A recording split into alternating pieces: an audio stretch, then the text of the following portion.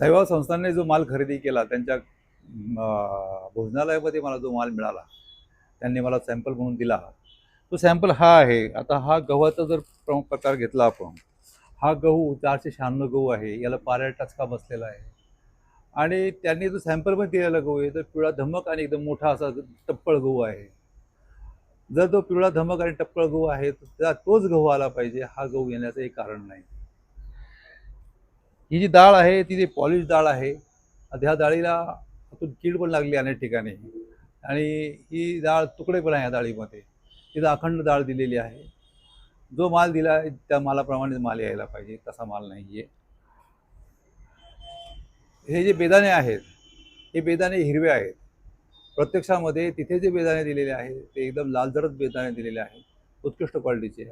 हा सी ग्रेडचा माल आहे, रिजेक्ट होणारा माल आहे. हे काजूच्या पाकळ्या आणि तिथे असलेल्या पाकळ्या यांच्यामध्ये फार मोठा फरक आहे. ही जी तुरीची डाळ आहे या तुरीच्या डाळीला बऱ्याच ठिकाणी कीड लागलेली आहे आणि अनपॉलिश्ड आहे. तिथे पॉलिशचे पैसे दिलेले आहेत. या तांदळाचं आपण जर बघितलं तर तांदळाला टीक पडलेली आहे, तुकडे आहेत त्याच्यामध्ये. अखंड चूर मिक्स करून हा तांदूळ दिलेला आहे. जर संपूर्ण चांगला टप केलेला तांदळाचे त्यांनी सॅम्पल दाखवला आहे, तर तुकड्या तांदूळ देण्याची गरज नाही. आणि हा तोच क्वालिटीचा आहे असं नाही, क्वालिटी एकदम खराब आहे. हा जो जिरा दिलेला आहे हा पूर्ण ह्या जिऱ्याला काडी लागलेली आहे. तिथला जिरा एकदम टपकळ आणि चांगला जिरा होता. हे जे छोले आहे हे एकदम चांगल्या क्वालिटीचे दिलेले तिथे, परंतु प्रत्यक्षामध्ये सप्लाय करताना बारीक दिलेला आहे. हा शेंगदाणा एकदम उत्कृष्ट क्वालिटीचा सॅम्पल त्याने दिलेला आहे. त्याच्यामध्ये बारीक बारीक सॅम्पल्स आहेत. बरेच शेंगदाण्याचे आहे. मी खाऊ पण बघितले आहेत. साखर M20च्या नावाखाली एकदम पांढरी शुभ्र साखर दिलेली, ही तर पिवळी तर साखर त्याने दिलेली आहे. तर पांढरा सॅम्पल दिलेला आहे, तर हा सॅम्पल देण्याची असा माल सप्लाय करणं चुकीचं आहे. जी लवंग आहे, लवंग एकदम जाड लवंग दिलेली आहे. सप्लाय करताना त्यांनी एकदम बारीक लवंग, वाळलेली लवंग दिलेली आहे. हा कलरचा माल आहे. रवा देखील हा दर्जाचा रवा आहे. त्यांच्या सॅम्पलमधला असलेला रवा एकदम उत्कृष्ट आहे. हा त्यांचं म्हणणं आहे की हा चाळून तयार केलेला रवा आहे. चाळल्यानंतर जर असा रवा येत असेल तर हा धोकादायक आहे. मठ दिलेले आहे. हे मठ जो सॅम्पलमध्ये मठ आलेला आहे तो मठ आत्ताच किडला आहे आणि हा पण एकदम बारीक आहे आणि त्यांनी सॅम्पलचे मॅच होत नाही. मठाचा दर्जा देखील मुगाचा दर्जा देखील ढासळलेला आहे. जो मूग त्याने सप्लाय करायला दाखवा जाड मूग आहे, इथे बारीक मूग दिलेले आहे. धन सुद्धा खूप जाड होतं, इथे एकदम बारीक बारीक मिक्स करून दिलेलं आहे आणि फुटलेलं पण आहे. ही चवळी सुद्धा एकदम बारीक दिलेली आहे. त्याने सॅम्पल दिला, सॅम्पल चवळीचा मोठा आहे. त्याचप्रमाणे विलायची सुद्धा ही निकृष्ट आहे. हे सगळं मला पंचनाम्यामध्ये हा सगळा माल साईबाबा संस्थांच्या खरेदी विभागाने माल दिलेला आहे. खरेदी विभागातला प्रमुख एकटा एवढं मोठं डेअरिंग करू शकत नाही. त्याच्यामध्ये सगळे इन्व्हॉल्ड असल्याशिवाय एवढी मोठी कॉन्स्पिरसी होऊ शकत नाही आणि बऱ्याच वर्षापासून हा कार्यक्रम चालू असला पाहिजे. त्याच्यात हायकोर्टामध्ये आपण एक समिती नेमून घेणार आहे की क्वालिटी कंट्रोलसाठी माणसं आली पाहिजेत आणि झालेल्या प्रकारामध्ये कोण दोषी आहे त्याच्यावरती कारवाई झाली पाहिजे.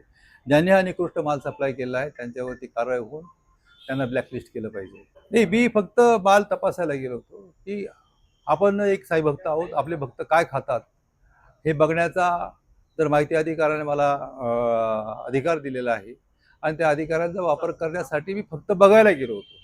माझी खात्री होती की मला इथे काहीच सापडणार नाही, कारण साईबाबा संस्थांमध्ये कारभार फार क्लीन असतो असं मला वाटलं होतं. परंतु प्रत्यक्षामध्ये जेव्हा बघितलं, मी एक दोन सॅम्पल जर खराब असते तर मी पण सोडून दिलं असतं, त्यांना वॉर्निंग दिली असती. परंतु मी 17 सॅम्पल घेतले आणि 17 सॅम्पल खराब निघत आहेत. मग जर एवढा माल खराब आणि हे जे सॅम्पल घेतलेले आहेत या प्रत्येकाची खरेदी 15 लाखापेक्षा जास्त वार्षिक खरेदी आहे. त्या सगळ्या मालांची खरेदी 15 लाखापेक्षा जास्त आहे. म्हणून मी मोठे आयटम निवडले. त्यात मला तेलामध्ये, तुपामध्ये काही कळत नाही, स्वतःला कळत नाही, ते समजत नाही, म्हणून मी तेल तुपाला हात नाही लावला. तेल तूप जर घेतलं असतं तर त्याच्यामध्ये आणखी काही सापडलं असतं. कारण ते कोणाला कळत नाही, त्याच्यामध्ये भ्रष्टाचार करणं फार सोपं असतं. इतर कारवाई केली पाहिजे, त्या ठेकेदार ब्लॅकलिस्ट केलं पाहिजे, हा जो माल आहे परत केला पाहिजे, अदर्जाचा माल खरेदी केला पाहिजे. मी दर महिन्याला जाणार, दर महिन्याला चेक करणार. जोपर्यंत हे सरळ होत नाही, जोपर्यंत अदर्जाचा माल खरेदी करत नाहीत, तोपर्यंत मी दर महिन्याला माहिती अधिकारामध्ये जाणार आणि नाही एल1 जरी असला त्याने दिलेले सॅम्पल आणि प्रत्येक सप्लाय होणारा माल हा मॅच होतो का नाही हे बघायचं काम, ही जबाबदारी या खरेदी विभागाची आहे आणि प्रशासकीय अधिकारी, कार्यकारी अधिकाऱ्यांची आहे. त्यांनी कमिटी नेमली पाहिजे. त्यांनी त्या ठेकेदारांनी सांगितल्याप्रमाणे माल येतो की नाही हे बघण्याची जबाबदारी आहे. नुसतं L1 म्हणून घेऊन तुम्ही निकृष्ट माल घेऊ शकत नाही. त्यांनी जर चांगल्या मालाचे सॅम्पल दिलेले आहे, चांगला माल आलाच पाहिजे. त्याने सॅम्पल दिलेला आहे हे असं म्हणून चालता येणार नाही. जर L1 दिला असेल तर त्यांनी चांगल्या मालाचं सॅम्पल दिलं, चांगलाच माल दिला पाहिजे, असं करता येणार नाही. आणि ही त्याची जबाबदारी झटकतायत ते. म्हणजे या भ्रष्टाचारामध्ये सामील असल्याचा त्यांचा हा पुरावा आहे. भोजन मोफत म्हणजे काय माहिती आहे का? साईबाबा संस्थांमध्ये 600 करोड रुपयापर्यंत अन्नदान फंड पडलेला आहे. अन्नदान फंडामध्ये पडलेल्या पैशातून तो व्याज मिळतं 70 ते 80 कोटी रुपये वर्षाला आणि साईबाबा संस्थांच्या भोजनालयाला वर्षाला चालण्यासाठी 90 कोटी रुपये लागतात. म्हणजे व्याजावरती साईबाबा संस्थान भोजन देत आहे आणि त्यातही वर्षामध्ये जवळजवळ 100 ते 200 दिवस असे आहेत की जिथे फक्त पंगत देतोय. ते साईबाबा संस्थानला फक्त एक 100-100-125 दिवसाकरता जेवण द्यावं लागतं. बाकीचे जेवण तर भक्तच देतात आणि ही साईबाबा संस्थान देत नाही, ती देणगीतनं देत आहे.